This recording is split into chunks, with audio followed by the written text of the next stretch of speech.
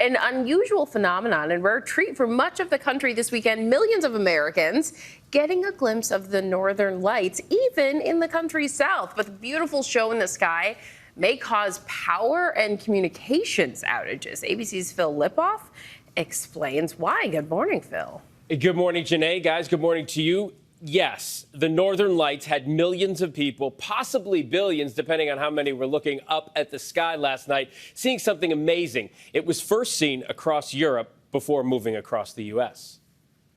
This morning, if you look up at the sky, you may see a spectacle. It's a rare but powerful solar storm hitting Earth for the first time in 20 years that could potentially result in power and communication outages. The National Oceanic and Atmospheric Administration warning power plant operators to take the necessary precautions amid potential impacts to the power grid, GPS, and satellite navigation. This solar storm, referred to as a geomagnetic solar storm by experts, also producing a stunning northern light spectacle across the U.S. this weekend. The reason why it's called geomagnetic is because magnetic fields are involved. And when magnetic fields change, they create electric fields. And those electric fields can accelerate the charged particles that are inside of the conductors in our electronics, in our power lines. Normally, one has to travel to places like Canada or Greenland to see this.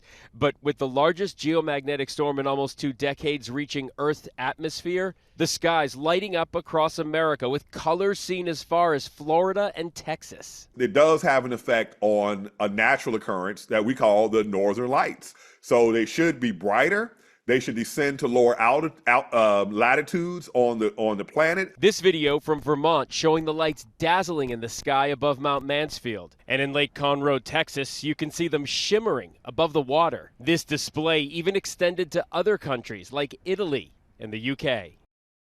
It really was spectacular, was it not? And don't worry if you missed it, you have another chance. The storm is expected to last through the weekend. Experts recommend traveling away from city lights. That just makes it darker to get the best view. The optimal time to see it, to look up at the sky, 10 p.m.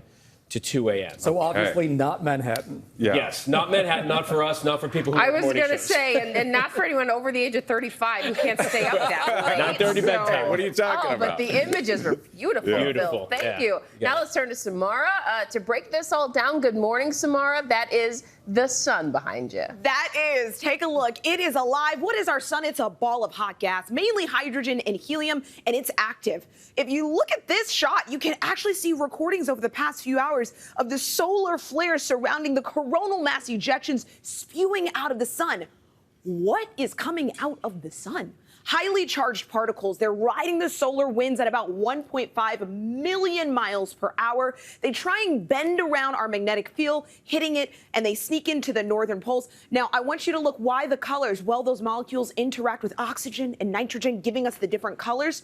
Who's going to see it again? Well, that depends on where you live. But if you're in this green band here or north of the white area, you've got the best shot at seeing it tonight. Back to my geomagnetic storm. Oh, I like that. I love it when you get to geek out like that, Samara. Thank you so much.